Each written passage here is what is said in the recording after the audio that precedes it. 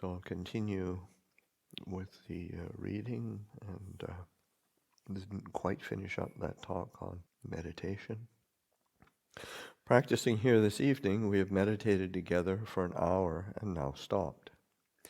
It might be that your mind has stopped practicing completely and hasn't continued with the reflection. That's not the right way to do it. When we stop, all that should stop is the formal sitting meditation. Keep a state of meditation and reflection going at all times.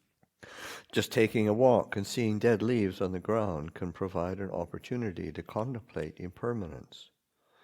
We are no different from the leaves. When we get old, we are going to shrivel up and die. Other people are the same.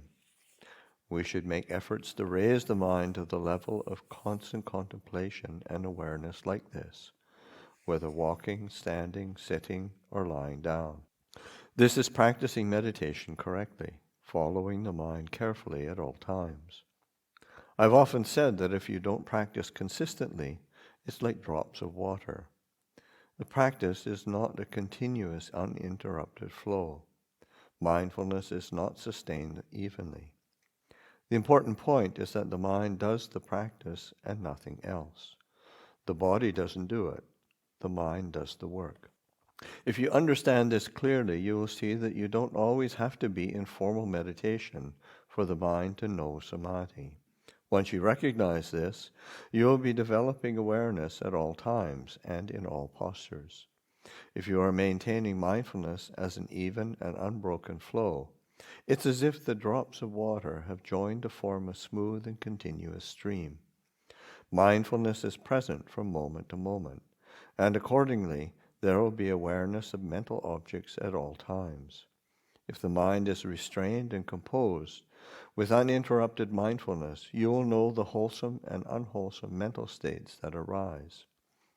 You will know the mind that is calm and the mind that is confused and agitated. Wherever you go, you will be practicing. If you train the mind in this way, your meditation will mature quickly and successfully. Please don't misunderstand. These days it's common for people to go on retreats for several days where they don't have to speak or do anything but meditate. Maybe you've been on a silent retreat for a week or two, afterward returning to your normal life. You might leave thinking you've, quote-unquote, done vipassana, and because you feel you know what it's all about, you return to old habits of sensual indulgence. When you do this, what happens? Before long, none of the fruits of vipassana will be left. If you do a lot of unskillful things that disturb and upset the mind, wasting everything, then next year you go back, do another retreat for several days or weeks, come out, and carry on partying and drinking. That isn't the path to progress. So you need to contemplate until you see the harmful effects of such behavior. This is what is meant by renunciation. Seeing the harm in going out in the town, reflect and see the harm inherent in all the different kinds of unskillful behavior you are accustomed to indulging in until that harm becomes fully apparent. This will provide the impetus for you to take a step back and change your ways. Then you will find some real peace. To realize peace of mind, you have to see clearly the disadvantages and pitfalls in such forms of behavior. This is practicing in the correct way. If you do a silent retreat for 7 days where you don't have to speak or get involved with anyone, and then are chatting, gossiping, and indulging all over for another 7 months, how will you gain any real or lasting benefit from those 7 days of meditation? I would encourage all of you to try to understand this point. It's necessary to speak in this way so habits that are faulty become clear to you, and thus you will be able to give them up. You could say the reason you came here is to learn how to avoid doing the wrong things in the future. What happens when you do the wrong things? It leads you to a state of agitation and suffering, where there is no goodness in the mind. It's not the way to peace. This is how it is, but many places where meditation is taught don't come to grips with it. Really, you have to conduct your daily life in a consistently calm and restrained way. This is a form of reminder to you all. So I will ask your forgiveness. Some of you might just feel I'm scolding you. The old monk is telling us off. But it's not like that. It's just that you may need reminders, because in meditation, you have to be constantly turning your attention to the practice. Please try to practice consistently. See the disadvantages in practicing inconsistently and insincerely, and try to sustain a dedicated and continuous effort in the practice. It can then become a realistic possibility that you might put an end to the mental afflictions. It's another talk or section, Contemplating the Body, a talk to candidates for ordination. These robes are the banner of the Buddha. Think about it. Tomorrow you will go to the village for alms. People will happily offer you their food and show respect. Even old people, their heads white and their backs bent, will show you respect. Why? Because of the power of the ochre robes. These robes are of the ultimate power. If you don't use them correctly, the people in the villages will feel that you have lost your minds. Crazy will be their only verdict. While ordaining, going forth in the Buddhist religion, many instructions can be given. But today I will not say too much. I will follow the way of the ancient teachers who urged us to learn and practice meditation, specifically the five-fold meditation on hair of the head, bodily hair, nails, teeth, and skin. Just talking about them, it can seem like a game or a joke, but if they are carefully considered, they are extremely profound. We are here to learn meditation, and meditation is these five objects. Venerable hair, venerable nails. They are called the root meditations. These five meditations were born with us and have always been with us, but we have not recognized them. So it's necessary to study the five root meditations as a basis for entering the path to Nibbana. You can establish right view when you study a root meditation and contemplate its meaning. Some people will say they already know it and ask why they need to study such a thing. In fact, they don't know. They don't really know their own hair, their own nails, and the rest. They don't see them according to the truth. Meditation monks always hear such talk, but are not moved by it. Hair of the head is born from the scalp, nourished by the body's fluids. Bodily hair and nails are the same. They are nothing to get obsessed with. When people dress themselves up, they are not really doing it in accordance with the true path. They are dressing up and adorning something that we don't see as being beautiful. Did you see how they dressed up the corpse in the meditation hall for the funeral recently? In such a case, we can observe very clearly that people are trying to make beautiful something that is really not beautiful or clean. In truth, this body is not a clean thing. It's a matter of delusion, such as thinking that hair is beautiful. Actually, how could hair be beautiful? This is something clean.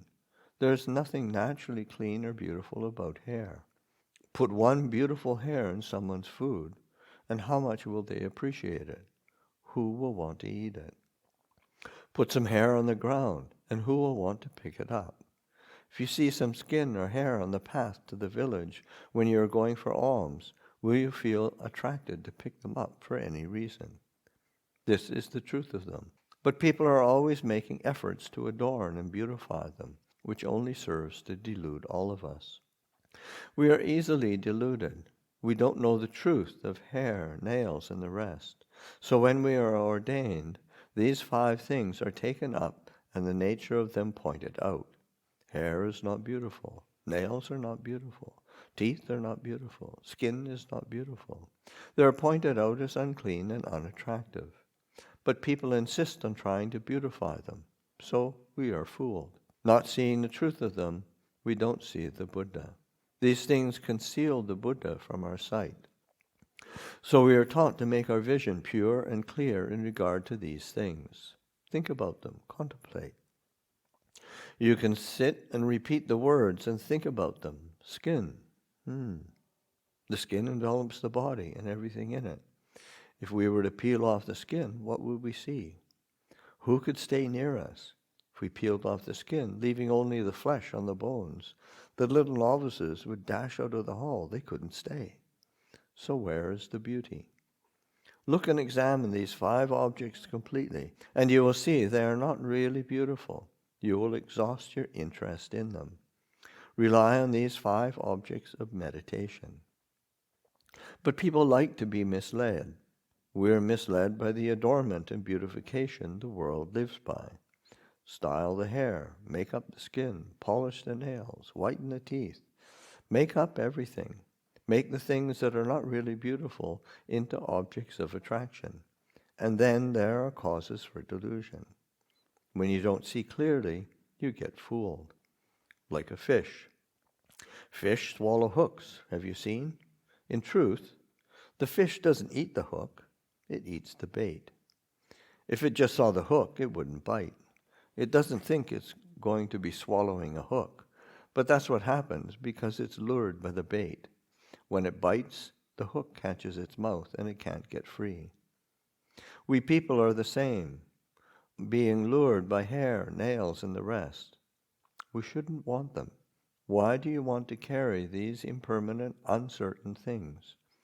Those who get attached to these things are deluded, thinking they are great, beautiful, wonderful, like a fish who swallows the bait.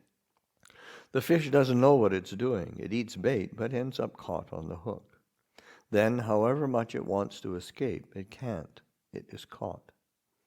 Hair, nails, skin, and teeth catch us in the same way. Once we get attached to them, wow. When finally we come to realize what is going on, it's difficult to get out. We might think about getting out of the world then, but we worry about our children, our possessions, all the sorts of things that fill up a life. We can end up bound by them, staying just where we are until death. This is being deluded, like the fish that is deluded by the bait. We are caught in the world because we think the 5 objects are attractive and wonderful, and we are absorbed by them our whole lives. In truth, it's a small thing, not a great matter, just the matter of a hook catching the fish's mouth. Please consider this. So when you ordain and study Dhamma in this way, you can be at ease. Even if you disrobe because of some previous commitment or pressing matter, you should recall this and be careful, thinking about the hook. This can bring you peace, whether you are ordained or a layperson. The time may be short now, but never mind. Don't be heedless. Contemplate these things. This is a meditation that you should learn and come to know, and it should instill some caution. People have no fear or caution because they don't know the truth of this. This is a brief meditation all of you should learn. This is another next section called Meditation Experiences. I had problems in meditation. I remember one time when I kept coming up against an obstacle. It was as if I were walking somewhere. I got to a certain point and there was nowhere else to go. Another time was like walking and bumping into something, so I stopped. I would go again, but I kept bumping into it again and again, and kept retreating. Finally, I became afraid and gave up. In the first example, there's nothing to bump into, but still there is an obstruction. In the second, when you come to this obstacle, you become afraid and turn back. The mind wonders, what is this? In your sitting and walking meditation, you keep on coming to this point and wondering what it is. But whatever it is, never mind. After some time, it will cease. Then it can return, and there is the same wondering. What is going on here? This kind of uncertainty can really plague you. This happens in samadhi. It is actually a matter of having attachment in the experience of samadhi. These feelings and experiences come, and we become bewildered as to what is going on. It means that our understanding doesn't yet reach the level of letting go. I once went to see a meditation master named Ajahn Chah. He was living on a hilltop with one other monk and 2 novices. I hadn't met him, but had come to feel there must be something special about someone living like that. When I did finally meet him, he was happy. He knew. He knew that a sincere practitioner was going to be arriving at his dwelling. He understood about meditation monks, and he was happy to meet someone who was practicing. In the evening, he spoke to us about practice. He was a disciple of Ajahn Mun, in a generation of Ajahn Lee. These were really serious practitioners.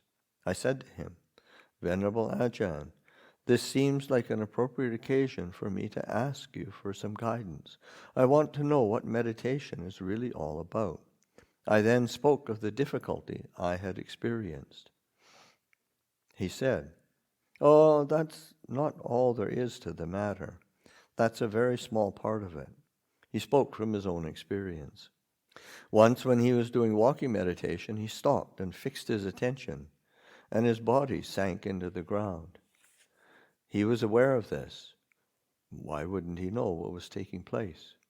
And he saw his body sinking further and further into the earth. With awareness, he could just let it keep sinking, let it do what it would. Finally, it got to the end. He didn't know where or what this end was, but he was aware that his body had reached it. Then his body started rising up. It rose up to the surface of the earth, but it didn't stop there. It kept on going, rising up and up. He was aware of all this, and he was also really astonished at how such things could happen. His body kept on floating until it came to a tree, and then it exploded. Boom. His intestines were hanging from the branches of trees like garlands. I asked, "Ajahn, was this a dream?" "It wasn't a dream." Well, this was certainly strange to hear about, but these things really happen. When you experience such things, you will know they really do happen. If this were to happen to you, your body exploding and guts hanging in the trees, what would you feel? If your awareness is steady, you can just watch it all happening. If the body explodes, you simply know that it explodes.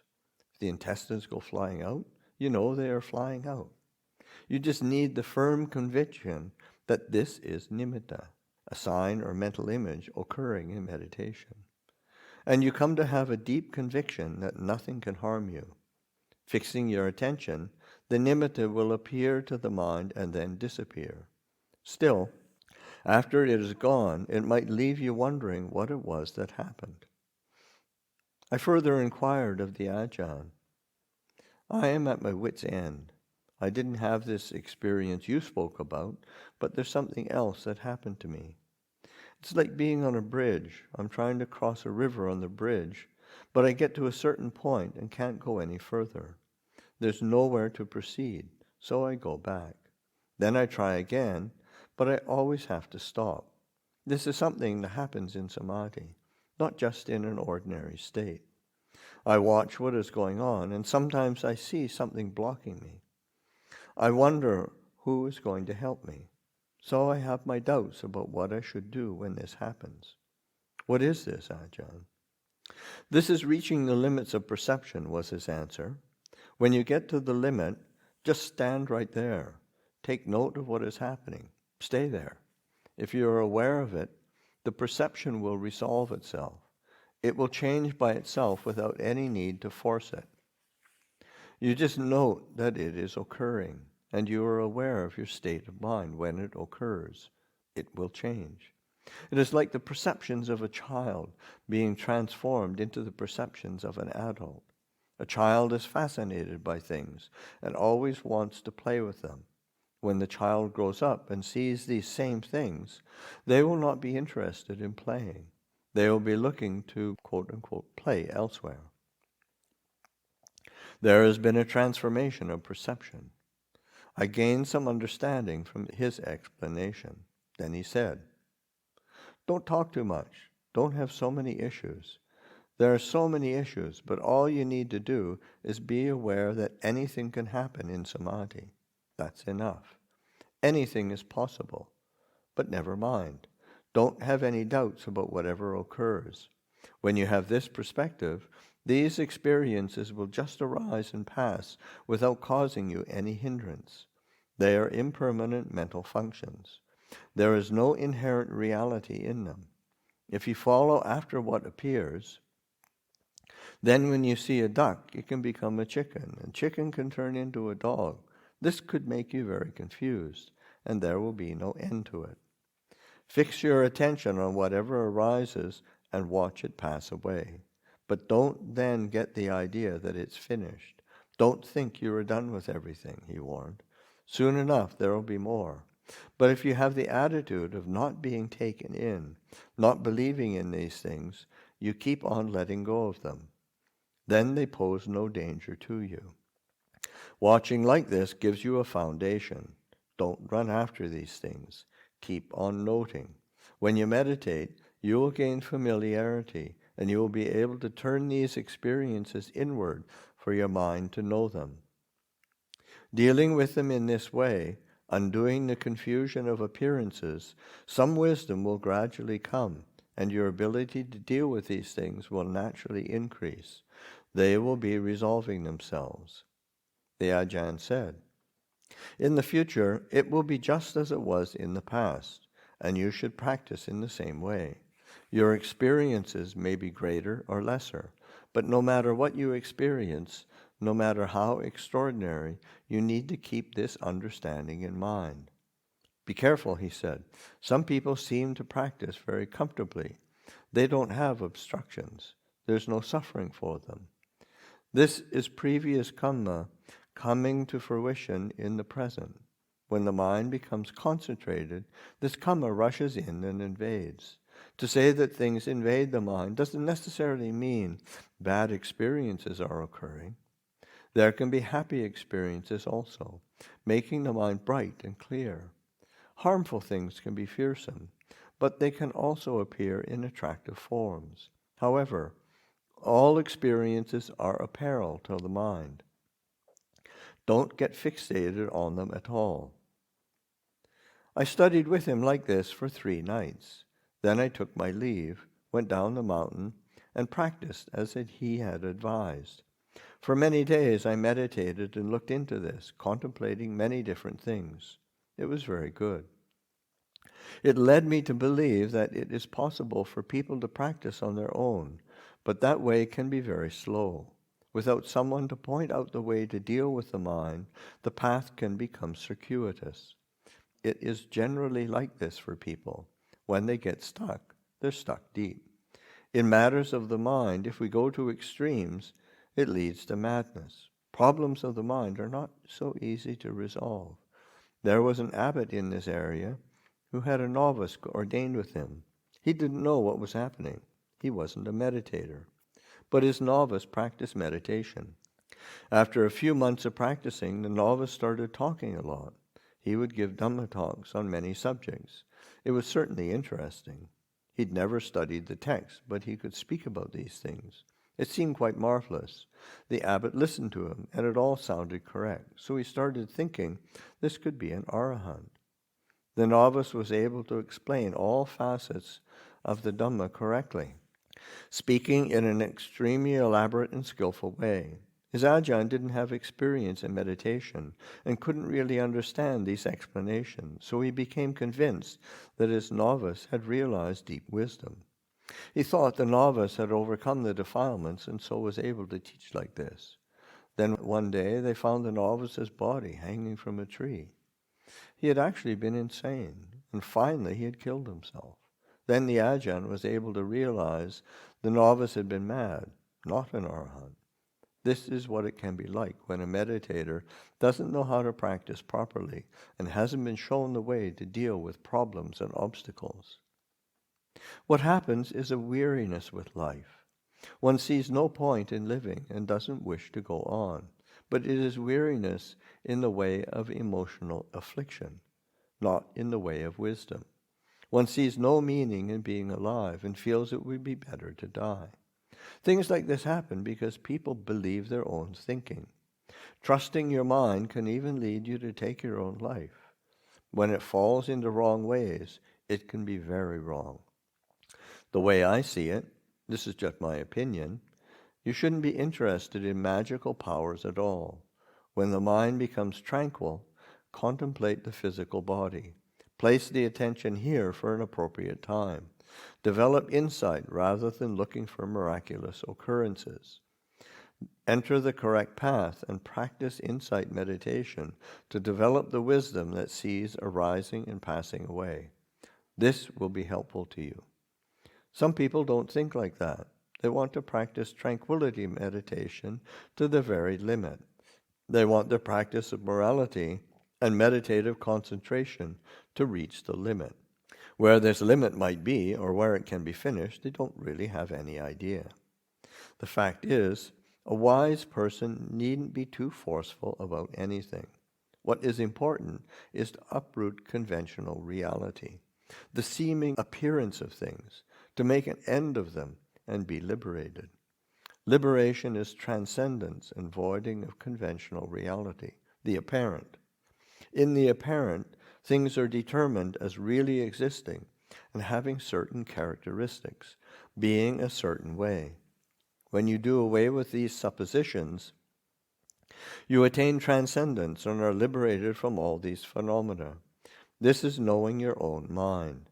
It's really not necessary to get too infatuated with anything. This is enough. But this can become a vexing problem. Practice gets very difficult for some people because they get caught up in their thinking. They go overboard and deviate from the path, thinking they're going to do a lot, practice really hard to get some great result.